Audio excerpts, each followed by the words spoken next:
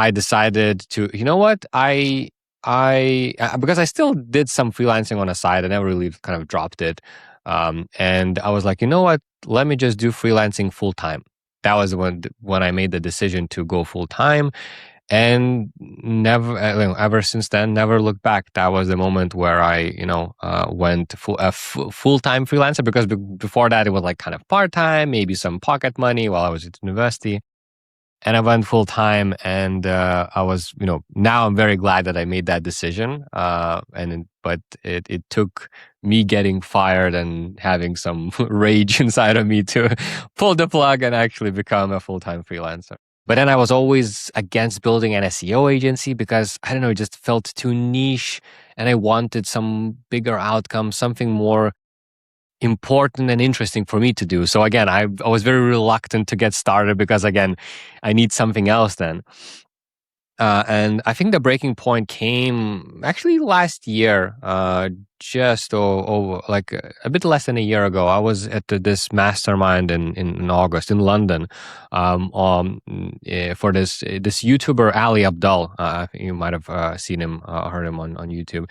He hosted like this 100K mastermind, like for people earning at least 100K per year. And I bought in. I went to there, and there was like, I think like maybe 20, 30 people, something like that. And I met a lot of people there that, run their own businesses in some form or another. There were actually people there making like $100,000 per month, which is like just insane. So I got to meet like some very, very successful people that, either exited their businesses or starting something new. And when I got to talk to them, somehow like the perspective of what business should look like really shifted for me. Hello and welcome back to Leading with Integrity. This week, we have a first-time founder with us who is currently going through the experience of scaling his business. So it's one of the key topics that this podcast is all about, is helping first-time leaders, hopefully like you in the audience, to develop and find your leadership voice. So it's going to be quite interesting, I think, to hear from the experiences of someone who is going through that right now. His name is Benas Leonavicius, and he is the founder of a company called Avium. It's a personal brand agency. It builds online visibility for keynote speakers, book authors, other founders. His clients include Hall of Fame speakers, Harvard psychologists, Columbia professors. So we'll be talking with Benas about his career experiences, from getting fired from a job to going full-time freelance, and then to more recently founding his own business. We'll discuss the defining moments of that journey, his leadership and other lessons learned, and some of the joys and learnings and pitfalls to avoid as he scales up that company. He's got some really useful insights from the perspective of a founder, of a first-time leader, growing a distributed team as well. So there's that remote work aspect too. We'll be talking about all of those things and more. And it's quite interesting, quite entertaining, I hope, and certainly quite an educational conversation. So I hope you enjoy it.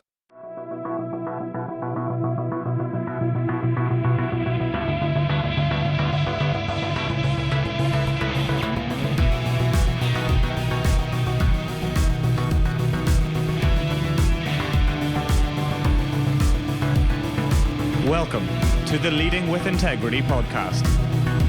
Leadership talk for the modern manager. With your host, David Hatch. Benas, welcome to Leading with Integrity. It's great to have you on the show. We've accidentally recorded a bit of behind the scenes stuff in advance, which I probably won't use, but it's always nice to have the option. So yes, welcome to the show.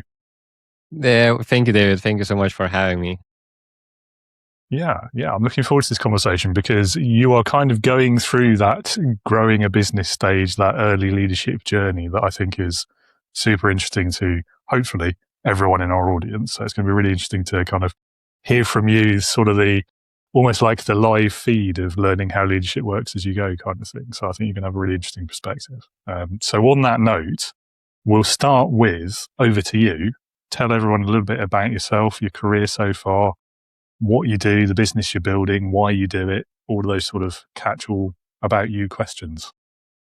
Yeah, sure. So I'm Benas. I'm from a small country in Europe called Lithuania, and I've been freelancing for over a decade now. I started when I was at uni, and I kind of really kind of got into it pretty early, found my footing, and actually became a full-time freelancer like almost right after I finished university, and been freelancing ever since.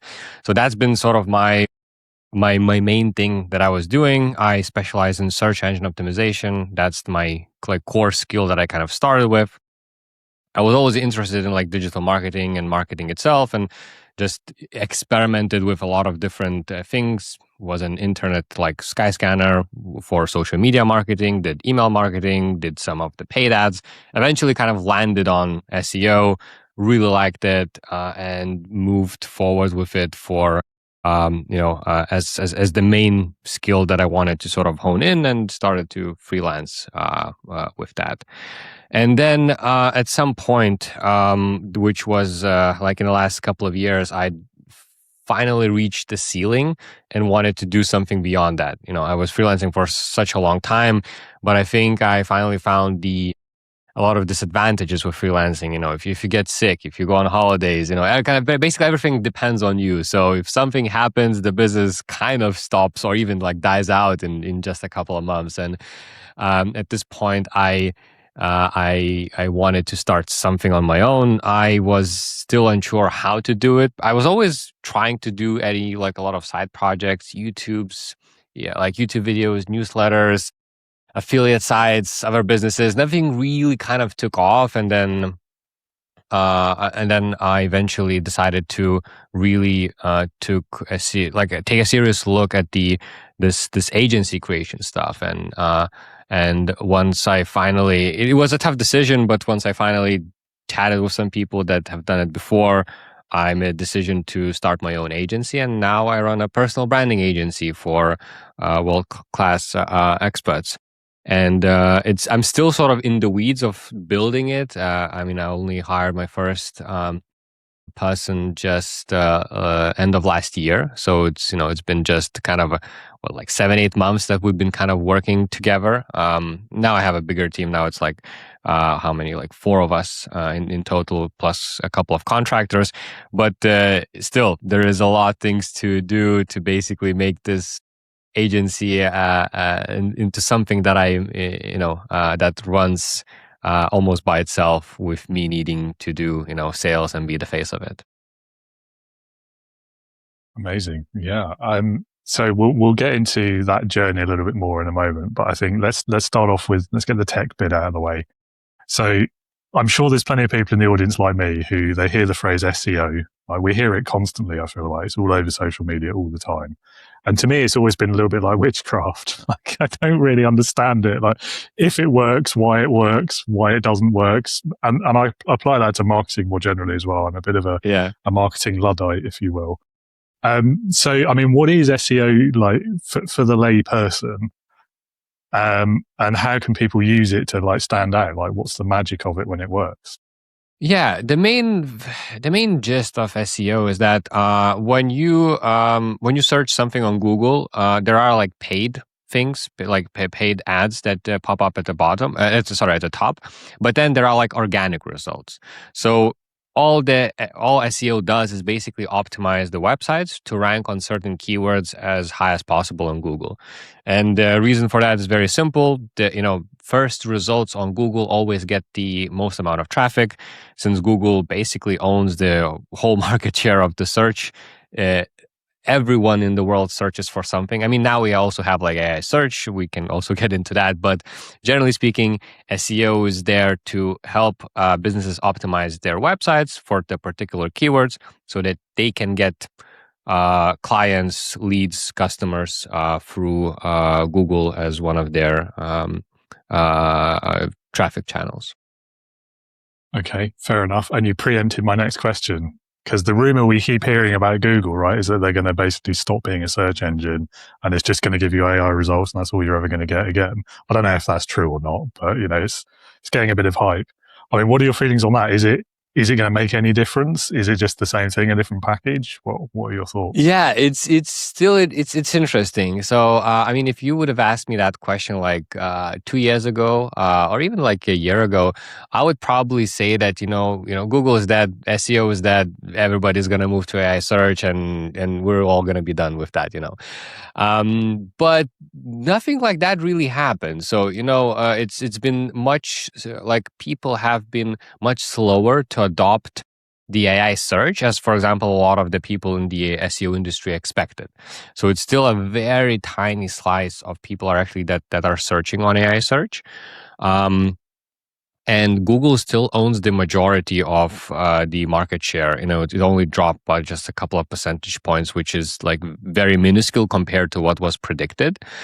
However, it's not that depends on a query that you search. So some queries are actually dying out. So things like, general like facts, or something that is very simple type of questions, what is the biggest animal in the world, or something like that. Now actually people turn to these types of sort of simple questions to AI search. So there is this now distinction between what exactly we're looking for. So some type of businesses are actually struggling very much in this day and age because their business model is no longer working, because people are actually instead of going to their website, they're now going to AI search. But on the other hand, people still are looking for reliable information, and people still don't trust AI fully. So, if you're looking for some kind of reviews on something, expensive that you're looking to buy, not every person right now trusts AI answers and is looking for YouTube videos, is looking for some websites, some reviewers, some journalists to actually, give them that information. So there is a lot of, I think we're still in this transition phase where we don't know yet how everything will turn out, but it seems that we are moving to some sort of future where AI will play definitely a much major role in providing us answers and sort of collecting that information. But there is this also other side where if there is no incentive for people to create that information, then AI cannot provide you the answer. So we have to kind of balance it out and still provide some incentive for websites and people to actually create the content, create, for example, the reviews and stuff like that. And I'm not sure how this is going to go. There is this, I think in some capacity, both will exist, but it will no longer be that, you go to Google for everything.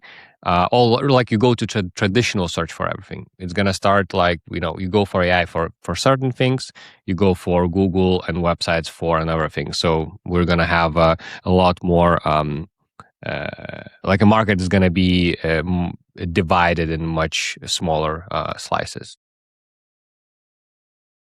It's funny how it goes, isn't it, that way with new technologies? They're rarely, not always, but rarely takes the path that we expect them to. Yeah, that's true. That's true. It's always the unexpected things that happen, because 2 years ago we were totally sure that look at AI, it's incredible. Like, why would you even go to Google to search for something? And we're, a lot of people are predicting the end of the AI search. But also, funny thing is that now that we have more data, we've now understand that actually to rank on AI search, you actually need to do SEO. Because what AI search does, at least at this point, it actually scrapes the Google itself. So if you rank on the first 10 results on Google, you actually appear on AI search as well. So it's becoming this, a thing where SEO is now essential for AI search, and everybody wants to be on AI search. So SEO is becoming now an even more important thing. While 2 years ago, we were all thinking that's going to die out. So it's funny how things turn out. Yeah, I mean, I was going to ask that actually, like, is it not just the same thing? Like, it's looking for the same things, surely. It's because that's all AI does. It just ingests the words, right? It's an averaging machine. So I mean, there are distinctions, or there are distinct methods and strategies how to optimize specifically for AI search. So it's not like it's one-to-one, but there is a very big correlation between how well you rank on traditional Google search and then how well you rank on AI search. Fair enough. All right. So tell us a little bit more then about what your agency is doing now. Because, I mean, SEO sounds like a small part of it. You're doing the whole personal brand piece. So What other kinds of work are you doing? Yeah, so I've expanded because I felt that SEO is still it's like a tool to reach something, and I was although I moved from providing just SEO services to actually ranking people for specific keywords, growing their organic traffic, providing them more of an outcome in terms of actually providing them customers or leads. I still thought that I've been very restricted. I restricted myself by only focusing on this very small thing where it's also very difficult to sell. Like not many people know SEO, don't know the benefits of SEO. So you only can sell SEO to people that have heard of it and know the benefits of it. So I definitely felt that kind of limitation. But the other thing is that I started working with keynote speakers in I think 5 years ago was the first client that I've ever gotten was a keynote speaker, and I've actually provided him incredible results. I really enjoyed working with him. He really enjoyed working with me. Actually, we're still working together, so it's been a multi-year relationship at this point, and he referred me to other keynote speakers, and somehow the business really grew in that sort of direction. And I finally found the footing of, okay, these are the people that I love working with. These are the people who love working with me because they get amazing results. And I decided that, I want to focus on this particular category of people. And this is when I started to think, okay, how else can I be useful to them? I do SEO. Yes, I rank their websites, but what else is there for me to do to provide value in some other ways?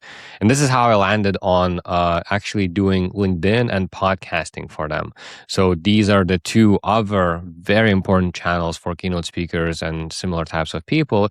And it was just a very natural sort of transition. It wasn't natural.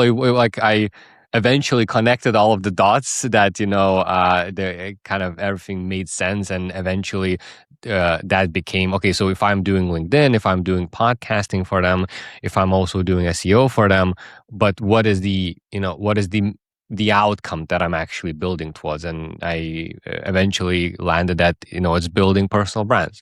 So that is what I should focus on, and that's how Avium, the personal branding agency, was basically born. So the other key services that we provide are growing them, their following on LinkedIn, as well as booking them on podcasts to be a guest on. Yeah, I was going to say podcasting is the place, isn't it? Quite a few of the guests we get on this show are speakers, leadership speakers, obviously. But it's definitely the place to be, I think, the podcasting world. Obviously, yeah, I'm biased, it is. But...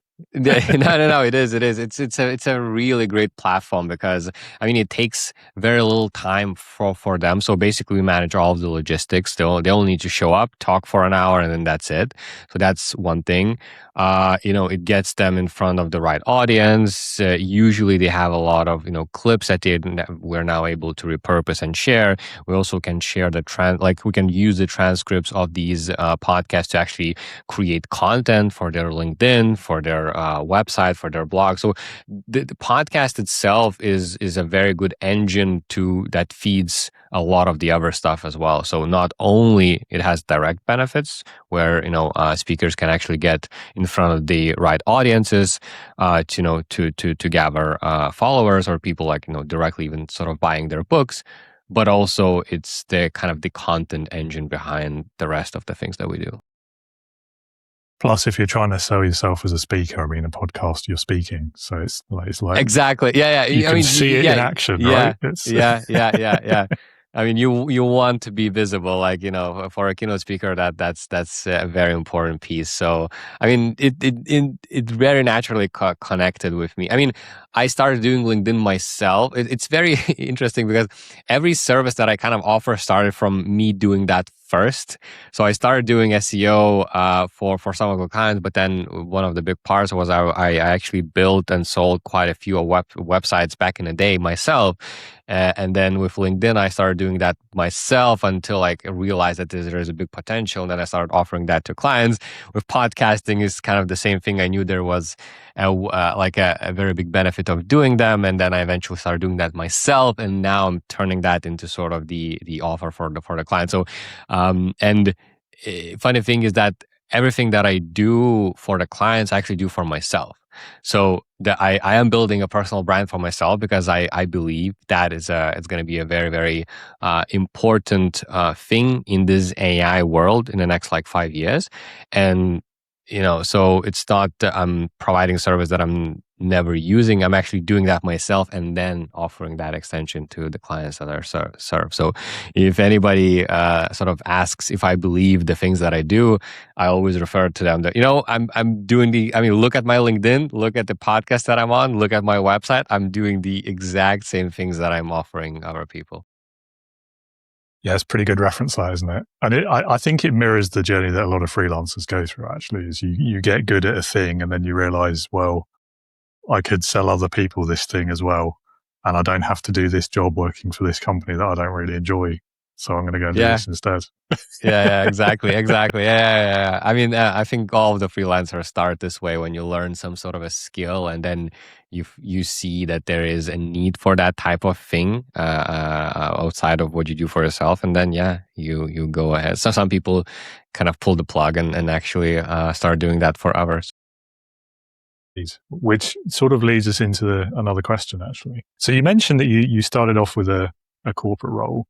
And I think I know Skyscanner as well. I'm sure I used them on occasion in a previous job myself. But anyway, so what was it about that corporate life that just didn't fit with you? And then what made you kind of make that leap? How did you get into the freelancing bit to start with? Was it a deliberate choice? Was it planned? Tell us a bit more. Yeah, sure. By the way, Skyscanner, now I think it's now bought by a Chinese company. I think Chinese travel agency. But it's actually originally a Scottish company. So I was at Edinburgh working there at their headquarter offices back in the day. But my journey, so my father is a businessman. And I always, he always taught me about business itself, like entrepreneurship and business. And although he didn't really teach me anything specific, he always just taught me the principles of having a business. And I always admired that. I kind of always knew that I would love to have some kind of a business on my own, and I was never sort of afraid of starting a business or doing anything. And I was always encouraged to read a lot of business books. So I was just basically exposed to business from a very young age. However, the plan was not to start freelancing, and start being my own be, an independent from very early on. The initial plan was to, get good grades at high school, then go to university, and then eventually after university, start working at Google or Apple. That was my dream job at the time. And I was let me get there. And then maybe by the time I'm 30, I might start something. So that was the initial plan. But what happened is that I had a couple of internships, a couple of full-time jobs during the university time. So, and I slowly started realizing that it's not really for me. Since I was doing side projects, side hustles, basically since the first year of university, I always thought that whatever I'm doing is way more efficient, way more faster, way more fun. And just working at the corporate job never really felt like I was in the right place. I slowly, as I went through different jobs, I kind of felt that it's so sluggish, it's so slow. Sometimes you don't even need to do anything. I was like, what's the point? I don't know. It wasn't really for me. I was way more into hustling and doing something and just figuring out stuff. And then eventually after I finished university, I did get a job at the marketing agency at the time as an SEO manager. But what happened is that, first of all, I have no idea how I got that job. I think I oversold myself, but then also the people that hired me, they also lacked some skills in choosing the right person, because what happened is that I'm straight out of university. I have no managerial experience whatsoever. Like I'm 23 or something like that at that time. And I was being hired I know SEO, that's true, but I was being hired as an SEO manager. Basically, it's the CEO of the marketing agency. Then there is this chief marketing officer for that agency. And then there's basically, at that time, there was like 4 of us SEO managers. So we're basically like, towards the top of the marketing agency. And I'm probably one of the youngest there. And I supposed to kind of manage the rest of the 20 people team that we have there. And obviously, it was a very wrong sort of mix of my skills and what they're expected of me. So what happened is just after 2 months, so I didn't even pass the probation period. I was actually fired from that marketing agency. And at the time, it was very shocking to me because I thought I was doing everything that I can to make this thing, to make this, workflows and everything do much better. I knew that how to work with clients. I was interacting with people. I was trying to understand what they need. I was trying to ask a lot more from the team to do a lot of things. But I think what everybody saw, especially the teammates, is that I was just creating chaos and creating more work like unnecessarily. Like, who is this young dude coming in and now saying like, oh, we need to do that, double the amount of backlinks, or do like, I was just looking from the client's perspective. Hey, we need to provide the best possible result. Let us try and do something. So I was trying to be very proactive and actually taking charge and basically showing them that, hey, I am valuable here. And I was looking because I was hired alongside 2 other girls, which were much more actually experienced than me. But I saw them just, answering a couple of emails, maybe having some calls with the client, maybe passing some information along. And I was looking at them, I was like, why you're not doing more? Like, what is it like just sitting around and passing a couple of emails by what client said to, like, it seemed so weird to me. And because on the contrary, I was doing so much, but apparently they did the right things and I didn't. What was expected of them. Just be a manager, just talk to clients, pass some emails around, provide some tasks, what to do, provide some reports. That's it. And they actually they stayed at that company, and I was fired just after 2 months. And at the time, it came as a shock to me because I thought I was doing my best basically there, and I was very angry. Like at not the agency itself, but the whole like 9 to 5 like corporate jobs. I was like I'm like putting my ass out there. I'm doing everything that I can, and nobody really appreciates anything that I do. And I was like, why do I even bother? And at that time, I decided to, what? Because I still did some freelancing on the side. I never really kind of dropped it. And I was like, you know what? Let me just do freelancing full time.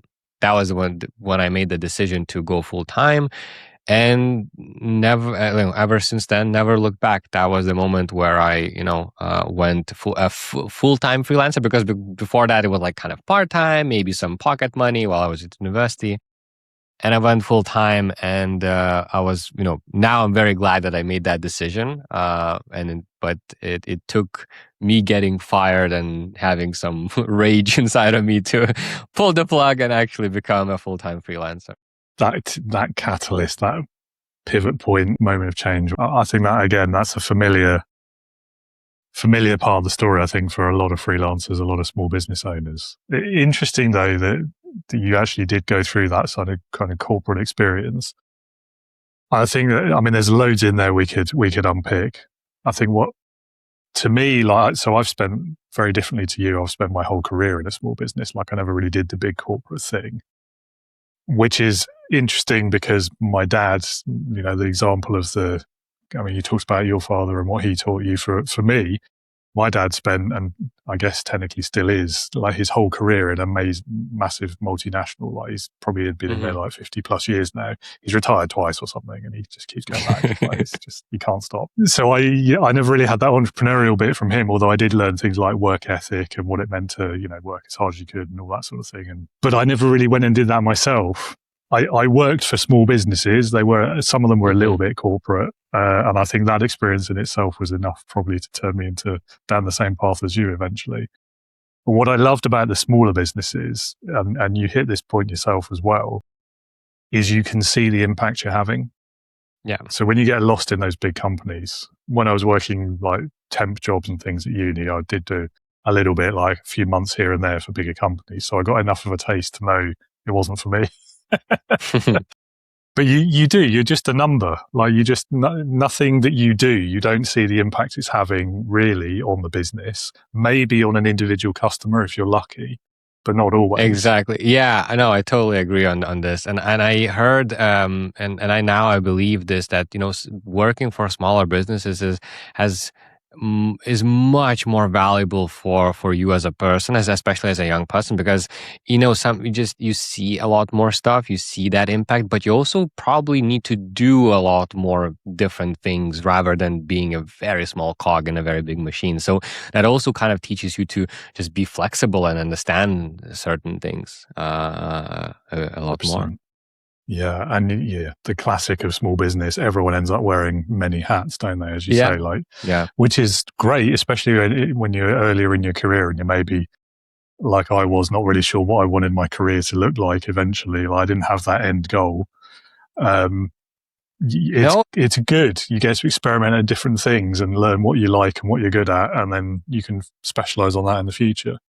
Yeah, I'm very glad that that's very just lucky on my part, but I'm very glad that I chose SEO as the thing to specialize in, because if I now think about how search engine optimization works, it's like you need to know a lot more about marketing and businesses in general to be good at SEO. Like if we take a comparison, like doing like Google ads or Facebook ads, if you're good at advertising, that's a very specific skill that doesn't really require you to learn about all other aspects of that website or business. You can, of course, you would be a much better specialist, but to do a good job on Facebook ads, technically you don't need to do anything else. And if we compare that to SEO, like I had to learn how websites work, I had to learn some HTML and CSS coding, even basic stuff. I had to learn about various different forms, plugins, how websites are built. I had to learn how to, even just, at the beginning, even just host websites, work with different platforms. Then eventually, like, how does email marketing work? Because, usually you have contact forms and email newsletters. So there's just so much that you touch, and that is important to be good at SEO. And then we're not even talking about all of the external backlinks and all of that stuff. That SEO, I think it's sort of like a small business in itself, that skill, because you kind of need to put a lot of different hats to actually rank people. It's not like you go on a website and you just switch some settings and then that's it. No, there's a lot more involved. You need to work with content writers. You need to actually be able to talk to developers, to designers. So it's like I'm glad that I kind of went through this path, because it just taught me so much about talking to different people, managing different teams, and then in general, just understanding how online businesses work. And then now I think I have such a good overview that I can talk to a lot of different specialists or marketing people about their specific areas, because I was also involved in that while doing things for my clients. Absolutely. So the next step on your journey then, from freelancer to business owner, like what was the moment where your thinking changed and you would say that you're actually starting to think like a business owner rather than a business of one? Yeah. Oh, it took me so long to transition into that, because I was for the first time I thought that I kind of need to start an agency was about maybe 6 years ago. It was a lot, maybe even 7 years ago. I think it was 2019 when I first sort of got the idea that, freelancing, it has an end to it. The next natural progression is create an agency. But at that time, I had very I had a very weird, not weird, but like I had very strange thoughts of what the agency needs to look like. I thought you need an office, you need like 20, 30 people team, you need to become a manager. And then like I thought about an agency in a very sort of old school way. And that thought like wasn't exciting at all. It was like, this is just so difficult and so uninteresting. Like, I don't want to do that. So I neglected that thought, and I was, trying to actually do just, I don't know, YouTube, other side hustles, other projects, creating websites, just trying anything else to kind of switch from freelancing to something else. Because I eventually knew that I need some kind of a business. Freelancing is just something that is good right now, but I don't think I can do that like, for the next like 20 years. Or at least I don't want to. And, but then I kind of met, eventually once I started working with keynote speakers and once I kind of got into that niche, that's the first time I realized that, hey, I can actually turn this into a business because I now see a particular niche I can be good at. Because before that, I was working with e-commerce stores, with very large websites to startup websites. And I never, in my mind, I was like, how can I productize what I do when every single project is so different, from one another. So I didn't even see the path forward. How can I just do that? Eventually, I landed on keynote speakers. That really made things easier to streamline the process. I was like, okay, now I'm streamlining the process. Now I think I can start to begin building an agency. But then I was always against building an SEO agency because I don't know, it just felt too niche, and I wanted some bigger outcome, something more important and interesting for me to do. So again, I was very reluctant to get started because again, I need something else then. And I think the breaking point came actually last year, just like a bit less than a year ago. I was at this mastermind in August in London, for this YouTuber Ali Abdal. You might have seen him, heard him on YouTube. He hosted like this 100K mastermind, like for people earning at least 100K per year.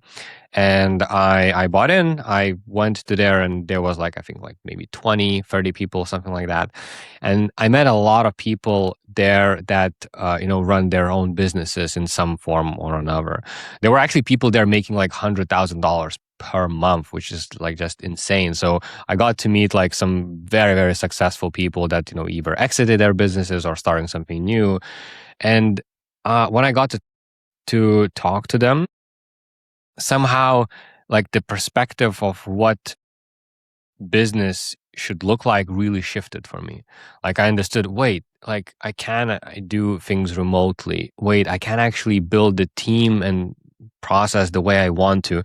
I don't need like 50 people. I can just build like a 5, 6, 7, people team, and that should be enough to be able to scale out. So like my whole mindset about how business should be created and run really shifted.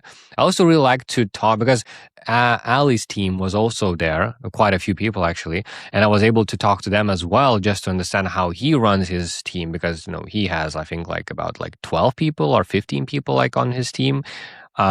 And just, although he doesn't run like an agency per se, he's still like let's say a small business owner running, things around. So I was very, very curious to also chat with his team just to get a glimpse of how things can be done.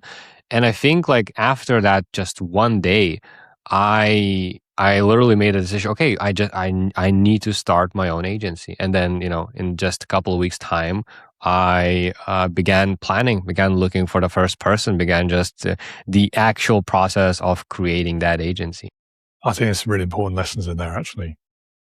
I think this, in a lot of ways, I think it's one of the great outcomes, or the good outcomes, the positives of COVID and the pandemic, is it kind of shifted people's thinking about physical location versus remote versus hybrid. And now I know a lot of industries are kind of going backwards on that again.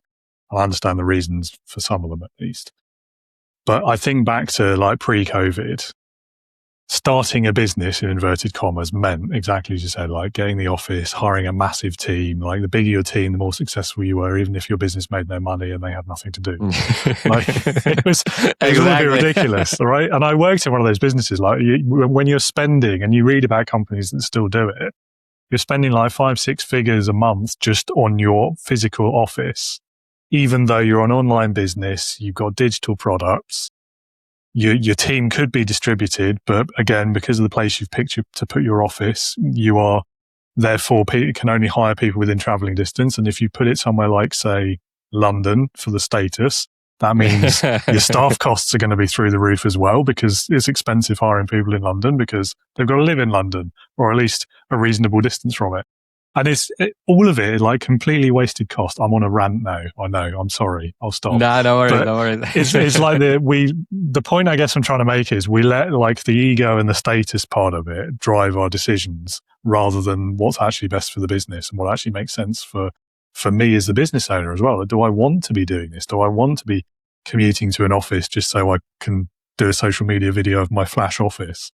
No, probably not. It doesn't gain me anything. It's not worth the money being spent on that. I'd much rather invest it somewhere else, like paying people a bit more perhaps, or investing it on marketing that'll actually work, or, you know, and I'm kind of fascinated by those weird sort of trade-offs and why people choose like what to me is objectively the worst option. No, I totally agree, and I think I'm very glad that that's what was one of the positive effects of COVID. That although I was working remotely way before COVID, so I was I was already sort of I was meeting a lot of digital nomads. I was myself planning to be a digital nomad, so I was definitely on an early wave. But I'm glad that COVID made it like very mainstream and worldwide, and now it's acceptable to have meetings over Zoom. It's acceptable to have these podcasts like now we're doing. I don't think a lot of people were doing podcasts like this, pre-COVID. So that was definitely sort of the better part of all of that, and now it allows you to have a lot more flexibility.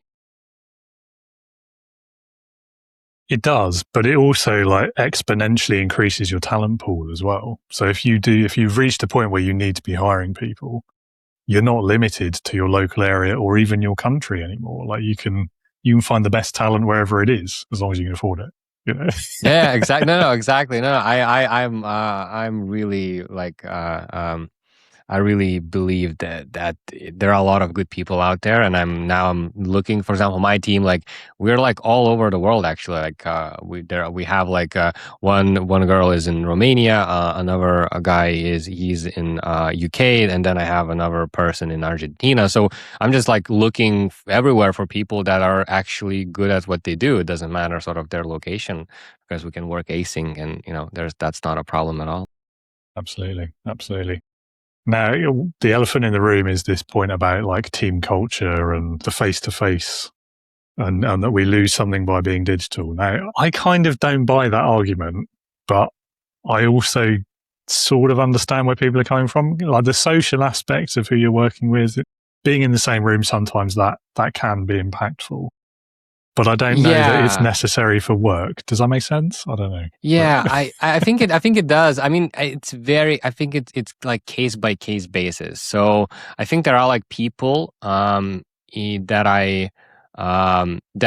actually just prefer the more introverted way of working, and they don't need to be friends with colleagues or go to like these some sort of parties or meetings, and they're just happy to chat on Zoom, happy to do their work. This is so I believe there is like a lot of different people suited for a lot of different types of work. Also, probably not every single company or business can operate remotely. I think there are like some, depending on what you're building and what type of company that you have, I think there are definitely benefits of actually working sort of, kind of face to face in the office. But I think if we are looking at small businesses, like up to 10 people, like 3 to 10 people, sort of agencies and stuff like that, which I believe we're going to get more and more of these types of very small businesses doing like quite big revenue numbers, but only like having like 8 to 9 people.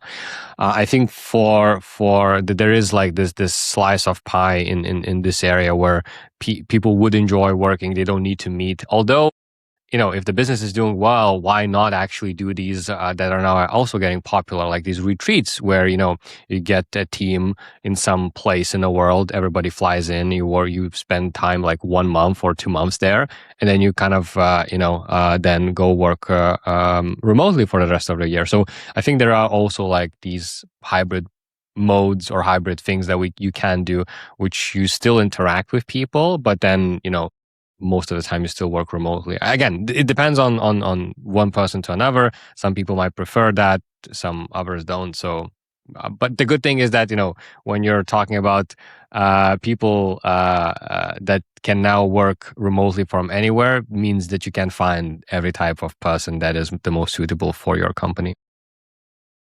Absolutely. Yeah. I feel like I have no data behind this, but I feel like there's probably not a lot of extroverts who are actively seeking remote work.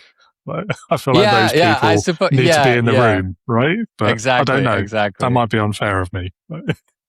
I believe. I mean, we are naturally like pushing ourselves towards something that we want. So I mean, if you don't like remote work, unless you live like in a desert where you have to have that, then you're just not even gonna bother applying for remote positions. You're just gonna go and search for something that is more suitable for you. And then I think the same goes for people that don't want to work in the office. They are looking for remote possibilities, and yeah. Yeah. I think it will balance itself out eventually, won't it, if it hasn't already. And I think that's why it kind of confuses me to see this turning into this big debate about, you hear a lot about it in the States, a little bit in the UK, particularly London as well, like all these big business owners, some pretty well-known names, like decrying remote work and saying it's the death of business and all this, and everyone's got to be back in the office where I can see them so I know they're working. And it's just so horrible and so pointless, because exactly as we just said, like, people will filter. So what's the issue? I don't. No, I agree 100%. I think it's just, I mean, when you're talking about big businesses, they're not looking at people. They're probably looking at numbers, and it's a whole different sort of game there. But yeah, I believe that, we should like have this hybrid mode available, like in as many places as possible, because it just makes sense. It should be the standard these days. Yeah, I agree. I'm biased because I've been doing it for years now. Yeah. So I think, the nail that you squarely hit on the head there was it's about the people, the individuals. So I think that actually sets us up for another question, hopefully, because a lot of business owners seem to forget that leadership actually is about the people, and people can be messy sometimes. So this might be a difficult or challenging question for you, but can you share with us perhaps some of the messier leadership moments or the mistakes that you've learned from as you've started to grow a business? Yeah. This is something that I don't think, like, whenever you think about just starting a business or moving into a business, like, you don't think about leadership. I don't think, at least I didn't, but as far as I talk to you, nobody really thinks about leadership. You think about like maybe operations, maybe hiring people, maybe like how I get clients. Like, you think about everything apart from like being a leader. And that's something I think that catches you kind of off guard, and it sort of did me as well. Like, now that you have people, and now that you're kind of responsible for steering this ship, you understand that, well, wait, I actually need to do things that I didn't even know I would have, like, I need to do. So like, and all of the things that now at least I've read in the books, are kind of starting to like make sense, because a lot of the business books, well, not like, teaches you about leadership and like how you need to set like direction and vision and mission. And previously, this is something that you're like, well, just something for the about page for the business to have, and then maybe it looks nice, and then like it's so pointless to think about that stuff, from, if you're not creating a business, that you kind of even dismiss it. But one of the maybe like more of the messier things that kind of probably is even like happening to me right now is then understanding that I need to be the one that sets the direction for the business, and not just in like a very simple way. Like, oh, we need to hit some kind of a revenue goal. That's not really a direction. That's a KPI that we need to achieve. But for people to be motivated to work with you, you need to think about them, how they are working at your company, what vision they see, sort of what future they see here. So there is a lot of thought about how others are sort of reacting to what you do, and then how also I react to basically what they're doing, and how I'm creating sort of this this kind of big ship that steers into some kind of direction where everybody's on board with the same idea. And then that kind of creates pressure to perform, because like on the other hand, you might just say, you know what, what we're doing right now, let's just stay there. Like, you're earning something, I'm earning something, let's just stay where we are. But this is a very sort of at least this is my kind of assumption, but I think it's a very dangerous area to be in, because a lot of people will get bored, and if they don't see a future here in any way, shape, or form, they will leave. So the whole sort of leadership game and how to lead people just is becoming sort of a job in itself, which I didn't think is something that I would need to do. So I'm not sure if I'm giving sort of, the exact messy situations, but it's just something that I've been thinking kind of quite a lot about, and that, setting Q3 goals and thinking about every single person, that becomes sort of very important for me as the time goes on. I mean, unless you would be running like exclusively some kind of business where you only hire freelancers and contractors, and you have exact SOPs what to do, then you're more like you're running like an automated machine rather than a company where people want to work with. I actually want to go in the direction where I enjoy working with the team, and the team enjoys working with me. So I want to build something a bit more where we would, not say we need to become friends, but we would actually be able to hang out. We could actually rent some villa in Portugal and stay there for a month and actually kind of collaborate together. I mean, this is something that I see as one thing of that needs to become a reality. And if that needs to become a reality, then I need to, be a good leader in that sense. So, yeah, this is something that I've been thinking a lot recently. Yeah, I see where you're coming from.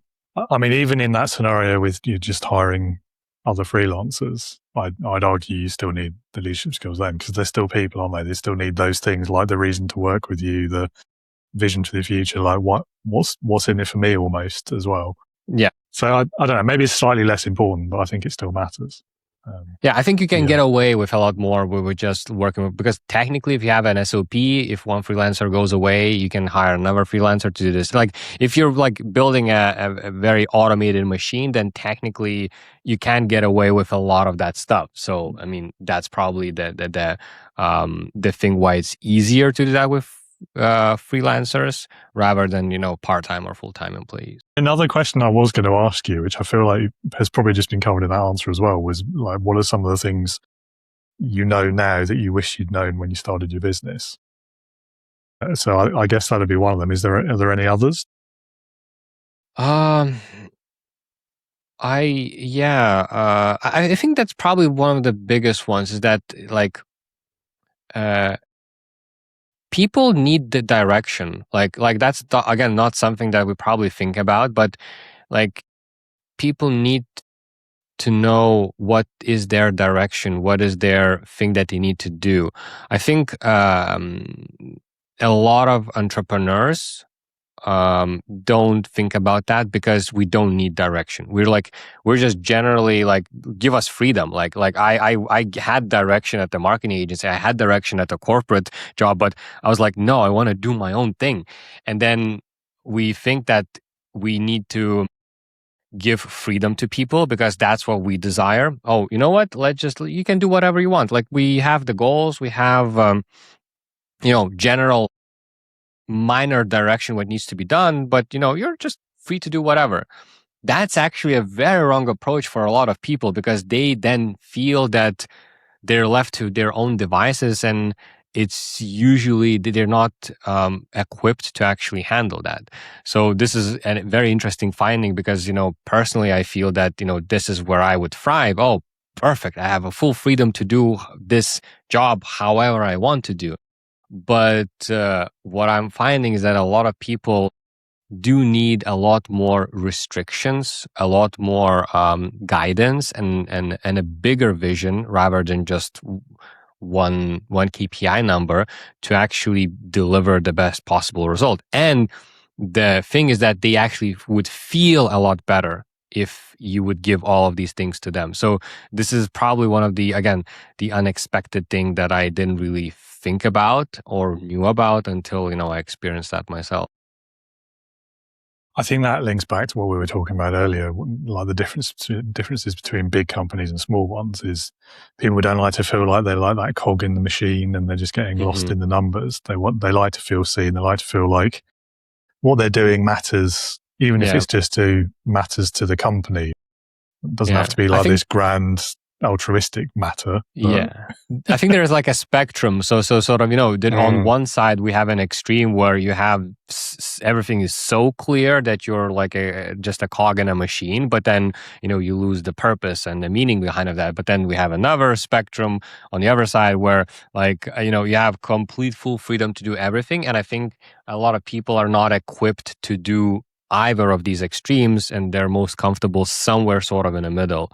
And that is what I think your job as a leader is, to kind of cater to that and create an environment where they would they feel that they have enough freedom and agency, but then there's also enough direction and restrictions for them to feel safe and comfortable doing that job. 100% it relies on the quality of the leadership they're receiving as well. Because I think, even the smallest cog in the biggest machine, if they've got a really great manager who's an excellent leader, then they will feel like they're a big cog in a tiny machine. And then at the other end, they might have all of that freedom and not know what to do with it. But if they've got a great leader above them who's making sure that they're well trained and looked after, then they'll have the confidence to take those chances that they might not do otherwise. So I do think it's at least 50% of the whole there is about the leadership they're receiving as well. I'm biased. Yeah, I believe so as well. I believe so as well. Yeah, awesome. Another classic trap or challenge, I guess, for new leaders is this kind of the micromanagement problem, I guess you could call it. But really, it's about trust, isn't it? It's getting over that difference between knowing if you do it yourself, it will be done the way you want it, versus trusting someone else to do it and that it will still get done. How did you, first of all, did you really face that problem? And then secondly, how did you get past it? I do like things to be done in a certain way. So, I have like specific way to achieve things, to do the process and everything like that. And I, as far as I've interacted, because I've actually hired a lot of freelancers or contractors for my own projects or for even clients and agencies that I worked with. So I was, hiring for the past 10 years, actually, even one of my first sort of freelancing side projects was, also hiring writers and stuff like that. So I think I have like quite an extensive experience in terms of hiring people. And since I do have this particular way of doing things, I always just very clearly expressed, what exactly I want. But I never was the one to really micromanage anyone. Like, I really don't like that. Like, I this is not something that I want to do at all. And how I kind of found the solution to this problem is I figured that basically you need to hire people that you trust and good people. So I put a lot of emphasis on hiring itself. Like, it has to be a difficult and long process. instead of just, winging it on Upwork and just looking at the first person who has the highest reviews and then going with that person. Like, I actually started putting a lot of emphasis on hiring and making it as kind of difficult as possible, as in-depth as possible, because I want to hire people that I don't need to micromanage because I trust them. And however, this only kind of all of this was realized when I was actually hiring for my current personal branding agency, because that's the first time I'm actually kind of hiring people that that I wanna do more than just a simple task, such as like, video editors or content writers or graphic designers, which usually have, project-based, task-based stuff, which is very easy to check and do. This is more of like, I'm hiring somebody that I will trust that they will run the process for me. So I think micromanaging is not an issue for me. I think I kind of overcame that quite a long time ago.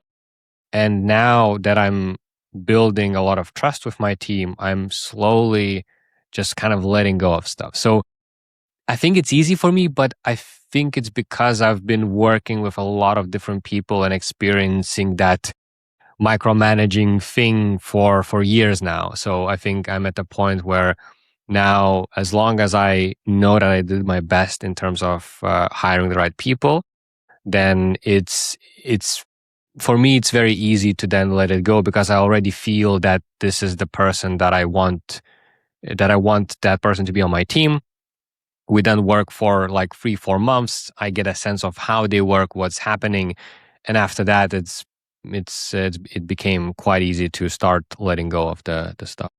Trust is a funny thing, isn't it? I think, first of all, that's a very interesting answer. And I think it makes me think of that truism, I guess, that was doing the rounds on socials a few years back. Hire slow, fire fast, right? So you're kind of living the first part of that at least, and hopefully you've not had to do the second yet. But no, I hadn't. You had the to do the second one yet, and hopefully will not need to. But yeah, that's why I want to kind of view. And I always really was fascinated by like companies or even just smaller businesses like that they are hiring as easy as they are hiring. Like I was looking at some of the processes that people are using or some of the ways that even I was hired. I was like, is that it? Like, you haven't checked? Like, I was like, why? Like, hiring somebody is a huge cost for a business. Like, and then not only the cost in terms of the actual money that you spend, but also the cost that in terms of what culture that they bring, what types of things that they'll do, how they will interact with us. Like, I don't know, for me, it's just one of the most important things out there. And to see a lot of people like really neglecting or not really paying attention to it was always kind of fascinating for me. But, I was always on. Maybe I haven't reached, the stage of the business where that makes sense to do, but at least right now, building a small team, like it's super important to hire, to spend time looking for the best possible people. Yeah, I think, a certain amount of it will depend on the role, won't it? How much effort you're going to put into it depends on the complexity of the role. Of course, and what the salary is and all that sort of thing, for sure. But I do think, like a lot of the bigger companies, there's a certain arrogance in the way they do it, because their assumption is, well, we're so great, everyone wants to work for us, therefore we don't have to pay too much attention, because if this one doesn't work out, there's 100 others that can take their place really easily, so it doesn't matter so much. Yeah, probably. Which is, I don't know how true that is these days. I feel like the newer generations maybe have a lot less patience for that sort of thing than maybe we did when we were in their shoes. But either way, it's not the point that you made about the culture. That's I think is the crux of it. You're not building a very nice culture if you'll just hire anyone and fire them at a moment's notice, because nobody's going to be committed or loyal to that sort of organization. Why would they be? If their fate just turns on a dime, as the saying goes, then why are they going to work their best? Why are they going to care about your business? Mm-hmm. I do think there is a balance around how long your hiring process is, though. I think a lot of people spend way too much time focusing on like the technical bits and not enough on the personality and how they're going to align with the culture and whether they've got the same values, or it's a bit sort of vague and ethereal, isn't it? It's the sort of thing that they used to say, they used to call it like personality fit, which I low-key hate, because that's usually used as an excuse to either not hire or fire someone. But you know what I mean? It's like the personality does matter. And I think to a certain point, it matters more than the skills, because skills can be learned. Whereas the learned behaviors and things are a bit harder to change. Yeah, honestly, I was looking a lot more to the personality and the vibe rather than the skills, because I am on the same opinion that you can, like, if a person has really good traits, then he will be inclined to learn, and it's going to be very easy for him to, especially if I know some things of how to do something. My preference was always to, do I enjoy like being with that person, and do I feel that, do I like that person? Like, it's very simple as that. And generally, I like people that have certain traits that are very beneficial for building this team and this culture. So I really, really trusted my gut on a lot of the hiring decisions that I made. Although, I mean, again, I'm not a big business. I'm, only have kind of couple of people. I'm now looking for another team member, actually. But still, like, I hired people that I felt would be the perfect addition.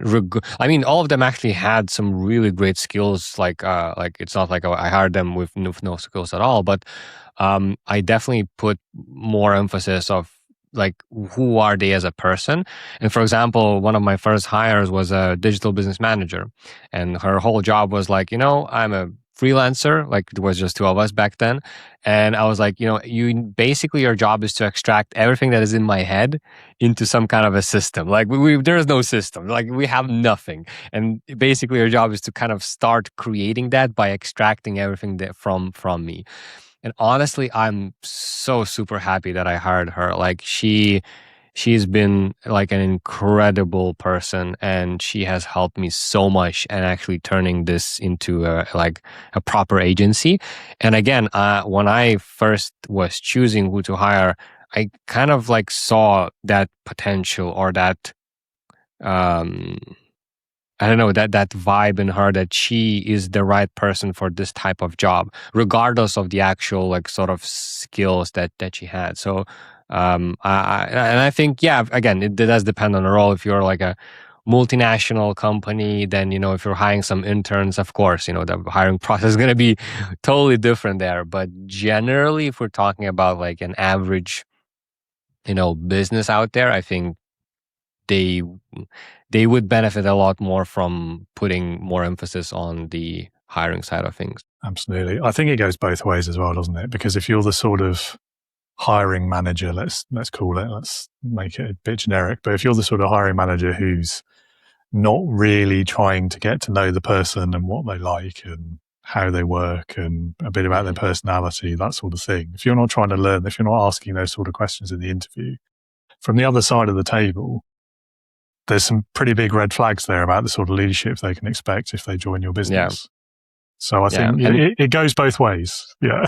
Yeah. And also, one of the things that I think for some reason it's not viewed in the industry as like anything, I don't know, prestigious or important. At least I haven't really seen that. But in my opinion, when you are a bigger business, a bigger company, where you need to hire an HR manager, an HR head of HR or anything like that, honestly, in my opinion, that's probably one of the most important persons for the future of that company, because that person will basically dictate who gets hired under him, and then those people will basically accept the applications of the other people. So your whole culture, your like of the company, like downstream from just that one person. So like making the right decision by hiring spending as much time and as much money as needed to hire the right head of HR, like will make or break that company for the next 10 years. Like I think it has the outsized returns. And I don't hear anybody talking about this like at all, and which is crazy to me because like it's especially if you're scaling the company and you're hiring head of HR, like this is it has to be the person that conveys all of your values and all of your personality traits and everything that you want this company to be. So yeah, it's probably one of the most important hires out there. Yeah, I think that's a very enlightened view of what HR does. Yeah, that's the thing. Because think, everybody feels that HR is like some like not the best part of the department, and there are so many jokes and memes about that. But I was absolutely, but no, like it's one of the most important ones. If like because no, I agree. It's not important at this point, but 5 years in the future, that department is going to be what basically builds the workforce for that company, and then that builds the culture. I mean, you can build the culture other ways around as well, but like it's in the beginning stages, that I think is very, very important. I think it's one of those things. There's a lot of misunderstandings about what it looks like when it's done well, and I think too many senior leaders in the companies that are big enough to have HR tend to use HR as the bad cop. Like they're the people who come in with the cudgel and deal with people when they've been naughty, and they're the people who do the firing. They're the people who deal with any legal stuff, even though that's definitely not their role and they're not qualified and it's not fair on any of them usually. It's stuff managers don't want to do. That's what gets palmed off on HR usually, I think. Yeah. So I hear from a lot of HR managers anyway. Yeah, and I think that's why the HR department gets the bad rep because, well, technically, like nobody likes HR. Like the employees don't like the HR because they are the ones that make decisions to either accept you or then fire you. And then the senior management again, just wanna all of the bad stuff you HR can handle. I don't even need to know what's happening there. So yeah. And it's also why the HR team are usually the most stressed, most miserable people in the business. Yeah. They need to deal with all of the problems. Absolutely. Yeah, because they're being treated unfairly. But anyway, time has flown. I've got 2 more questions for you, if that's okay. Yeah, sure. Let's go. Okay. So the first one, bit of a left field question, this one, but what is the best memory or the best experience you've had of being led? Oh, that's a difficult one. Being led. I'm I'm the kind of person that really learns from examples. Like I want to basically see exactly how whatever thing that I want to learn is being done. Like I want to just stand and just look over the shoulder of that person and see exactly how he does something, because my brain, this is the best way that I can understand how things work. And then it's very easy for me to instantly kind of learn that stuff by just watching somebody do that. So in that sense, I always loved learning from examples, by like a lot of YouTube videos. Like I've learned so much stuff by just watching video content, reading a lot of blogs, going over like step by step things, reading, of course, the books, even listening to the podcast where people talk about their story in more details. And so I suppose I don't have the exact, at least right now, I can't think of the exact way that I, was led, but I feel that I'm really shaped by the people that I follow. So as soon as I find somebody that is very interesting, I really love to dig a bit deeper for that. So let's say I find an agency owner or I find a YouTuber. I really like to dig into a lot of the details that not like just the behind the scenes. So I try to find behind the scenes content, behind the scenes videos, newsletters. Like I really try to dig in as much as possible into the back of their business, their projects, whatever else that I can find, so that I can understand how things work or just get a better sense of what is happening. So I don't have a good example here of being led. It's more of like I'm inserting myself in people's journeys especially the ones that share a lot, where I can then be kind of led by them by them showing the behind the scenes and me kind of following along and learning, all that I can. Fair enough. I think that's a reasonable answer, given that you spent most of your career as a freelancer or running your own business. That's true. That's true. So I haven't experienced many mentors, or this is the thing that I really want to get into right now. But yeah, I was alone for quite a long time. Mm-hmm. Mm-hmm. No, it's fair enough. And from the stories you were telling earlier as well, like your first corporate experiences probably didn't give you that many great examples either. But yep. Yeah, but no, there is a great lesson there, and I'm always going on about leading by example and how that's such an important aspect of leadership, and it's a foundational aspect of leadership, I think. And so, hearing it from the other side as well, like that's the way that you learn things. That's what you like to follow. I think it's good. It reinforces my point. So thank you. No worries.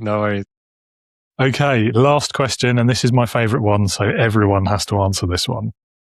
It's called Leadership Heroes. Leadership Heroes. So if you had to pick one person, but it can be literally anyone you could think of, so they could be alive or dead, past or present, real or fictitious even, but someone who, in your opinion, would perfectly embody leadership. Who is that person going to be for you, and why? I think for me, I think the first person that pops into my head right now is Daniel Priestley. And I'm not sure that you even heard about him. He's like an Australian businessman that now is really popping off on a lot of like podcasts and sort of doing his YouTube channel as well. But again, I've dug deep into sort of him and sort of how many he has created, like dozens of businesses. He's always like, I think is that proper true businessman, not some kind of creator or some kind of hustler or freelancer. To me, he looks like a proper business person that has like literally no skills apart from kind of bringing the people together, setting the vision and mission, and basically making that machine work and building them around.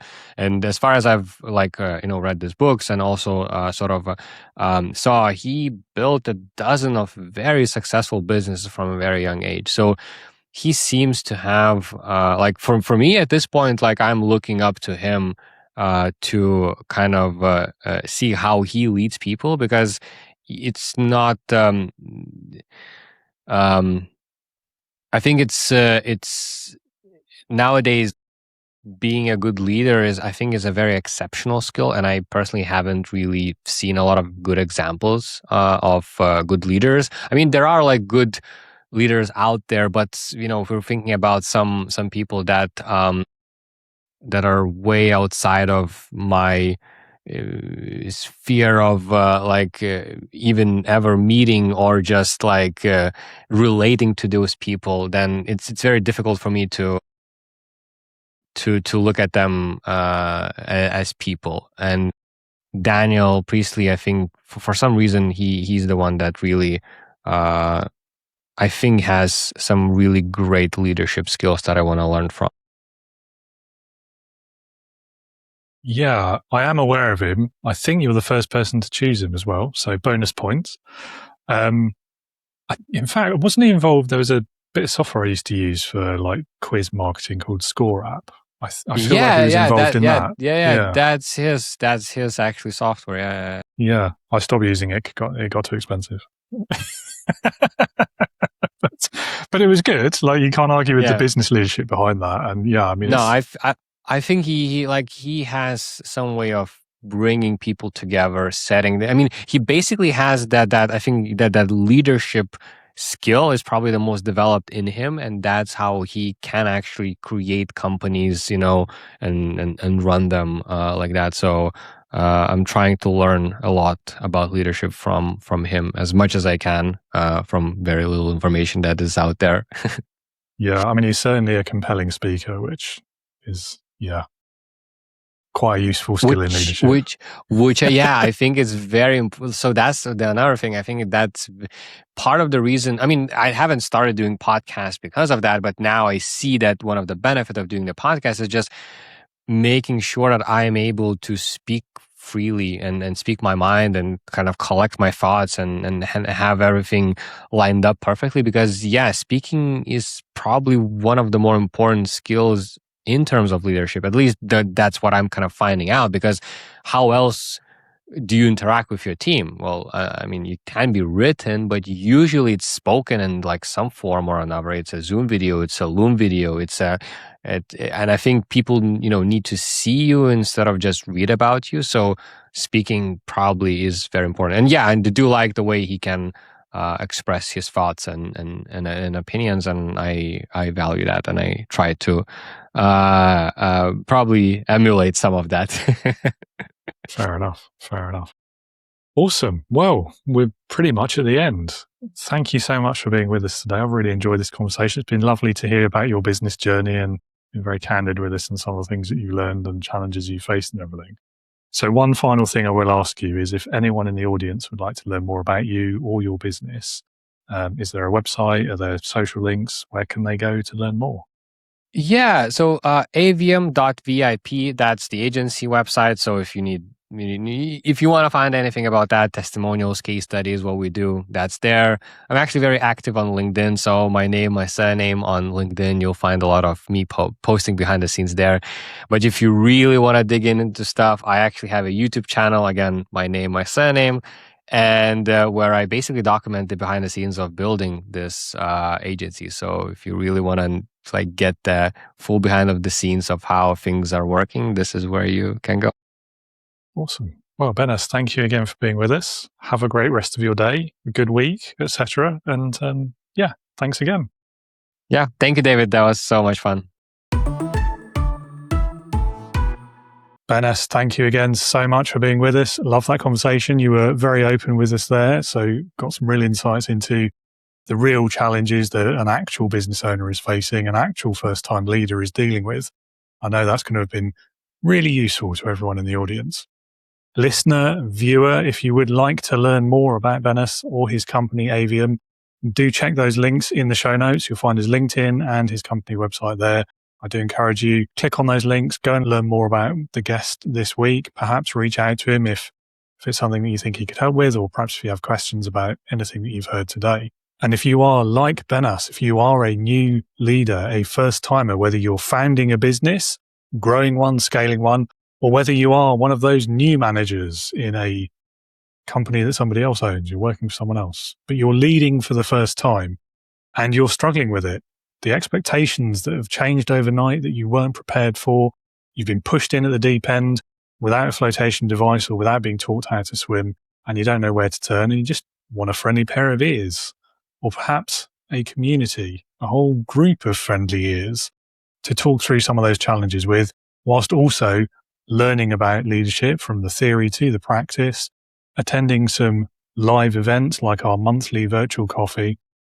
Then the place for all of those things is the Integrity Leaders community. It is built for first-time new leaders just like you. You can learn more at www.leadingwithintegrity.co.uk.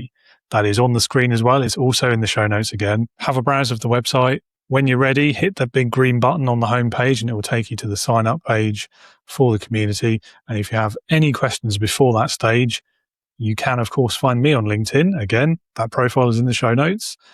Do drop me a message. Happy to connect. Happy to chat leadership with anyone, anytime. So I look forward to seeing you very soon. Look forward to welcoming you aboard the virtual Starship Integrity as you become one of our leadership explorers in the Integrity Leaders community. That's it from me this week. Thank you again so much for being with us. Join me again next week when I'll be talking with employment law specialist Natalie Holder. We'll be talking about some of the intricacies of employment law, HR, building positive company cultures, leadership, trust, and much more besides. Another great guest, another very interesting and enjoyable conversation. So I hope you'll be there with us again. And until then, as always, be a leader, not a boss.